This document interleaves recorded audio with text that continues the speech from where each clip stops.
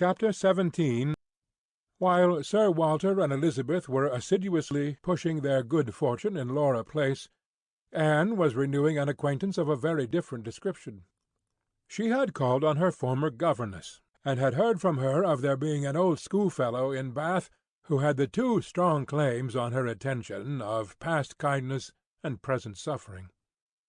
Miss Hamilton, now Mrs. Smith, had shown her kindness in one of those periods of her life when it had been most valuable. Anne had gone unhappy to school, grieving for the loss of a mother whom she had dearly loved, feeling her separation from home, and suffering as a girl of 14, of strong sensibility and not high spirits, must suffer at such a time. And Miss Hamilton, 3 years older than herself, but still from the want of near relations and of a settled home, remaining another year at school, had been useful and good to her in a way which had considerably lessened her misery, and could never be remembered with indifference. Miss Hamilton had left school, had married not long afterwards, was said to have married a man of fortune, and this was all that Anne had known of her till now that their governess's account brought her situation forward in a more decided but very different form. She was a widow and poor. Her husband had been extravagant, and at his death, about 2 years before, had left his affairs dreadfully involved. She had had difficulties of every sort to contend with, and in addition to these distresses had been afflicted with a severe rheumatic fever, which, finally settling in her legs, had made her for the present a cripple. She had come to Bath on that account, and was now in lodgings near the hot baths, living in a very humble way, unable even to afford herself the comfort of a servant, and of course almost excluded from society. Their mutual friend answered for the satisfaction which a visit from Miss Elliot would give Mrs. Smith, and Anne therefore lost no time in going. She mentioned nothing of what she had heard or what she intended at home. It would excite no proper interest there. She only consulted Lady Russell, who entered thoroughly into her sentiments, and was most happy to convey her as near to Mrs. Smith's lodgings in Westgate Buildings as Anne chose to be taken. The visit was paid, their acquaintance re-established, their interest in each other more than rekindled. The first 10 minutes had its awkwardness and its emotion. 12 years were gone since they had parted, and each presented a somewhat different person from what the other had imagined. 12 years had changed Anne from the blooming, silent, unformed girl of 15 to the elegant little woman of 27, with every beauty except bloom, and with manners as consciously right as they were invariably gentle. And 12 years had transformed the fine-looking, well-grown Miss Hamilton, in all the glow of health and confidence of superiority, into a poor, infirm, helpless widow, receiving the visit of her former protégé as a favour. But all that was uncomfortable in the meeting had soon passed away, and left only the interesting charm of remembering former partialities and talking over old times. Anne found in Mrs. Smith the good sense and agreeable manners which she had almost ventured to depend on, and a disposition to converse and be cheerful beyond her expectation. Neither the dissipations of the past, and she had lived very much in the world, nor the restrictions of the present, neither sickness nor sorrow seemed to have closed her heart or ruined her spirits. In the course of a second visit she talked with great openness, and Anne's astonishment increased. She could scarcely imagine a more cheerless situation in itself than Mrs. Smith's. She had been very fond of her husband. She had buried him. She had been used to affluence. It was gone. She had no child to connect her with life and happiness again, no relations to assist in the arrangement of perplexed affairs, no health to make all the rest supportable. Her accommodations were limited to a noisy parlour and a dark bedroom behind, with no possibility of moving from one to the other without assistance, which there was only one servant in the house to afford, and she never quitted the house but to be conveyed into the warm bath. Yet, in spite of all this, Anne had reason to believe that she had moments only of languor and depression, to hours of occupation and enjoyment. How could it be? She watched, observed, reflected, and finally determined that this was not a case of fortitude or of resignation only. A submissive spirit might be patient, a strong understanding would supply resolution, but here was something more. Here was that elasticity of mind, that disposition to be comforted, that power of turning readily from evil to good, and of finding employment which carried her out of herself, which was from nature alone.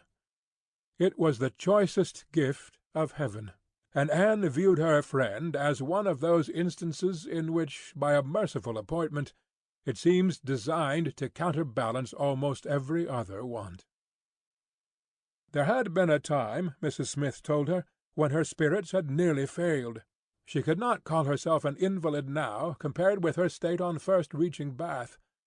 Then she had indeed been a pitiable object, for she had caught cold on the journey, and had hardly taken possession of her lodgings before she was again confined to her bed, and suffering under severe and constant pain, and all this among strangers, with the absolute necessity of having a regular nurse, and finances at that moment particularly unfit to meet any extraordinary expense. She had weathered it, however, and could truly say that it had done her good. It had increased her comforts by making her feel herself to be in good hands.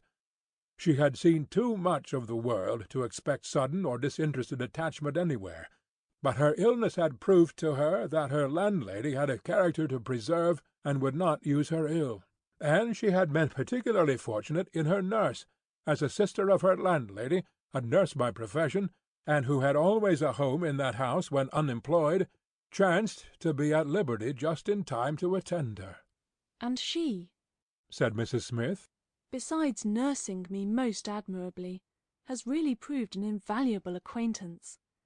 As soon as I could use my hands, she taught me to knit, which has been a great amusement, and she put me in the way of making these little thread cases, pin-cushions, and card-racks, which you always find me so busy about, and which supply me with the means of doing a little good to one or two very poor families in this neighbourhood. She has a large acquaintance, of course professionally, among those who can afford to buy, and she disposes of my merchandise. She always takes the right time for applying. Everybody's heart is open, you know, when they have recently escaped from severe pain, or are recovering the blessing of health, and Nurse Rook thoroughly understands when to speak. She is a shrewd, intelligent, sensible woman.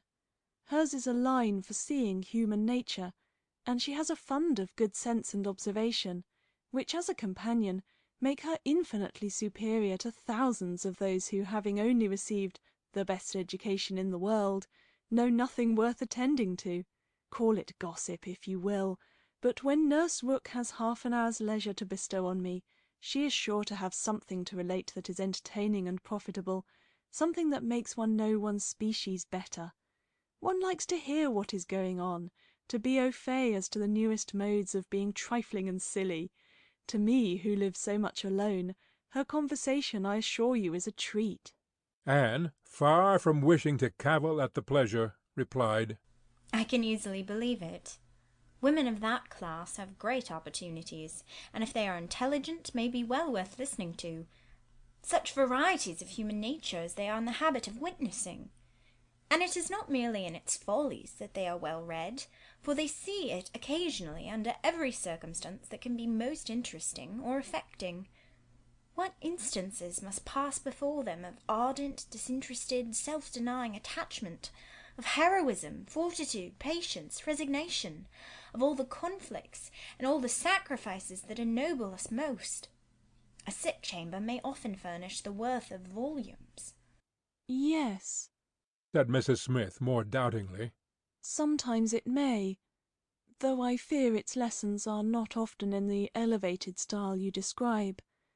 Here and there, human nature may be great in times of trial, but generally speaking, it is its weakness and not its strength that appears in a sick chamber.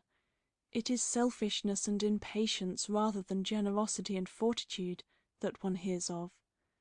There is so little real friendship in the world, and unfortunately," speaking low and tremulously, "there are so many who forget to think seriously till it is almost too late." Anne saw the misery of such feelings, The husband had not been what he ought, and the wife had been led among that part of mankind which made her think worse of the world than she hoped it deserved.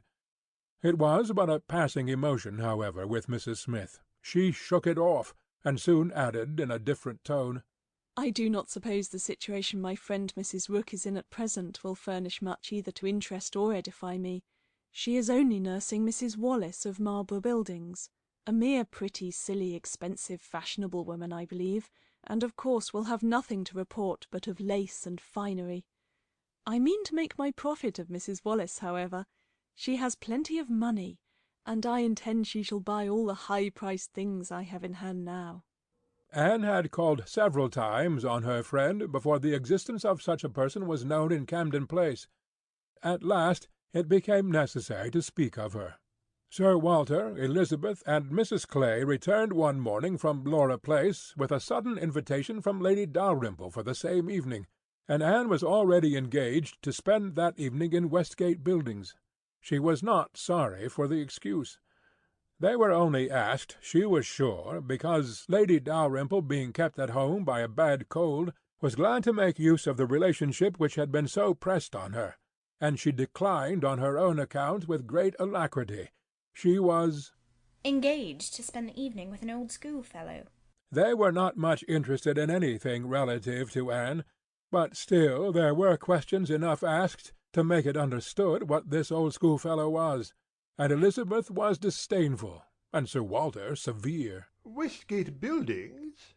said he. "And who is Miss Anne Elliot to be visiting in Westgate Buildings? A Mrs. Smith, a widow Mrs. Smith. And who was her husband? One of 5,000 Mr. Smiths whose names are to be met with everywhere. And what is her attraction? That she is old and sickly. Upon my word, Miss Anne Elliot, you have the most extraordinary taste. Everything that revolts other people, low company, poultry rooms, foul air, disgusting associations, are inviting to you. But surely you may put off this old lady till to-morrow. She is not so near her end, I presume, but that she may hope to see another day. What is her age? 40? No, sir, she is not 31. But I do not think I can put off my engagement, because it is the only evening for some time which will at once suit her and myself. She goes into the warm bath to-morrow, and for the rest of the week, you know, we are engaged." "But what does Lady Russell think of this acquaintance?" asked Elizabeth. "She sees nothing to blame in it," replied Anne. "On the contrary, she approves it, and has generally taken me when I have called on Mrs. Smith." Westgate Buildings must have been rather surprised by the appearance of a carriage drawn up near its pavement," observed Sir Walter. "Henry Russell's widow, indeed, has no honours to distinguish her arms, but still it is a handsome equipage, and no doubt is well known to convey a Miss Elliot.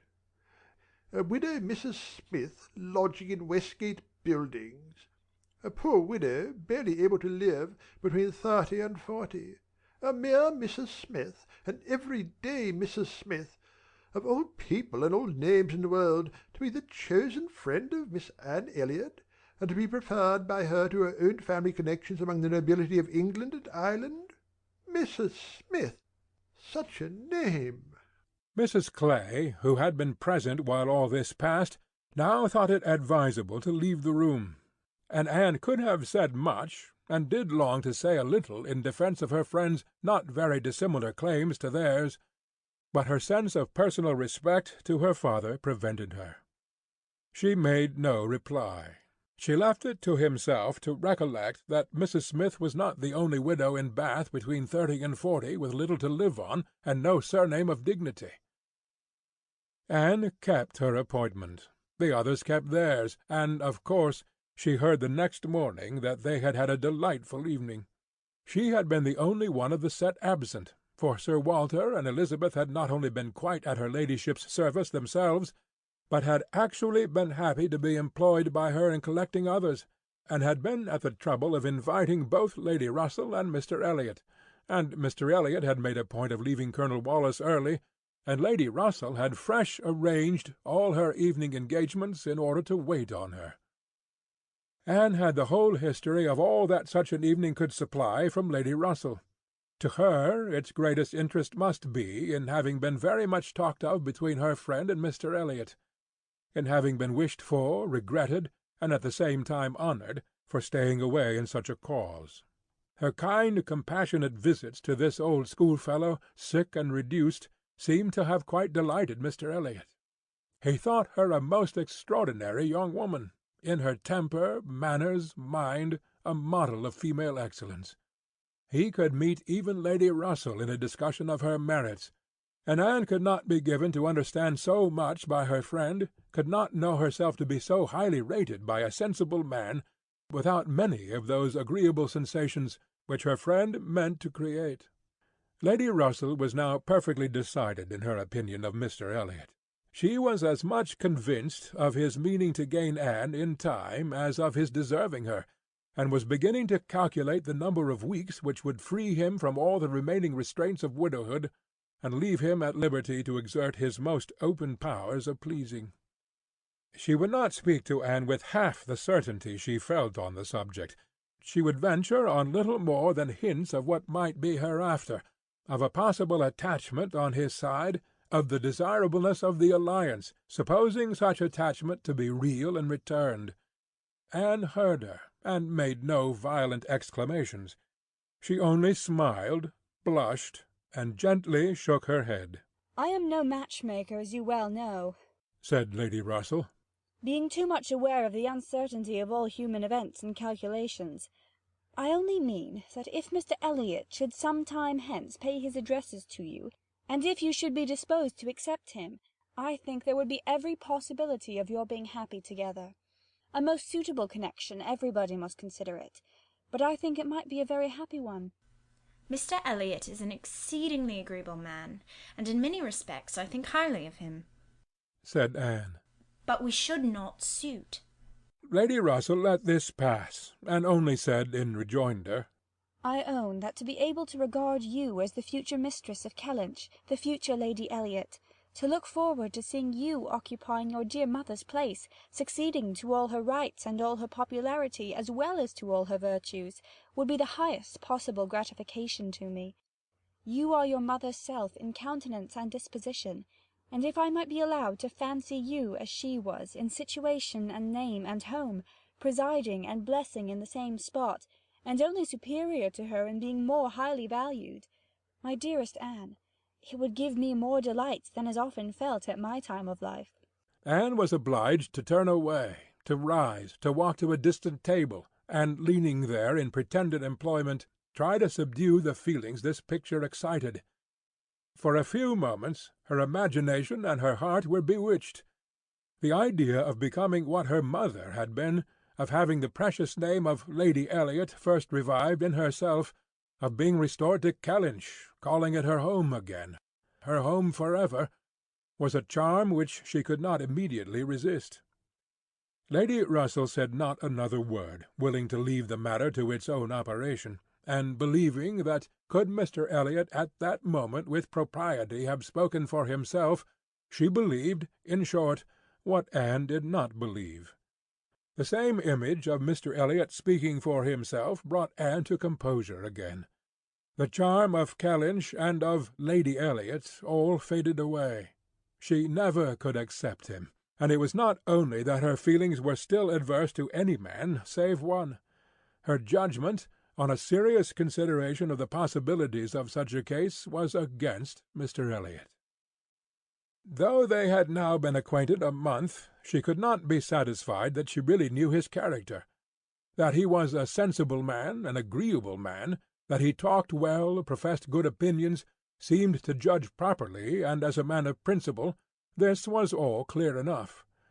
He certainly knew what was right, nor could she fix on any one article of moral duty evidently transgressed. But yet she would have been afraid to answer for his conduct.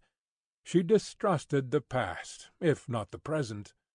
The names which occasionally dropped of former associates, the allusions to former practices and pursuits, suggested suspicions not favourable of what he had been. She saw that there had been bad habits, that Sunday travelling had been a common thing, that there had been a period of his life, and probably not a short one, when he had been, at least, careless in all serious matters, and though he might now think very differently, who could answer for the true sentiments of a clever, cautious man grown old enough to appreciate a fair character? How could it ever be ascertained that his mind was truly cleansed? Mr. Elliot was rational, discreet, polished, but he was not open. There was never any burst of feeling, any warmth of indignation or delight at the evil or good of others. This, to Anne, was a decided imperfection. Her early impressions were incurable. She prized the frank, the open-hearted, the eager character beyond all others. Warmth and enthusiasm did captivate her still. She felt that she could so much more depend upon the sincerity of those who sometimes looked or said a careless or hasty thing, than those whose presence of mind never varied, whose tongue never slipped. Mr. Elliot was too generally agreeable. Various as were the tempers in her father's house, he pleased them all. He endured too well, stood too well with everybody. He had spoken to her with some degree of openness of Mrs. Clay, had appeared completely to see what Mrs. Clay was about, and to hold her in contempt. And yet Mrs. Clay found him as agreeable as anybody. Lady Russell saw either less or more than her young friend, for she saw nothing to excite distrust. She could not imagine a man more exactly what he ought to be than Mr. Elliot, nor did she ever enjoy a sweeter feeling than the hope of seeing him receive the hand of her beloved Anne in Kellynch Church, in the course of the following autumn.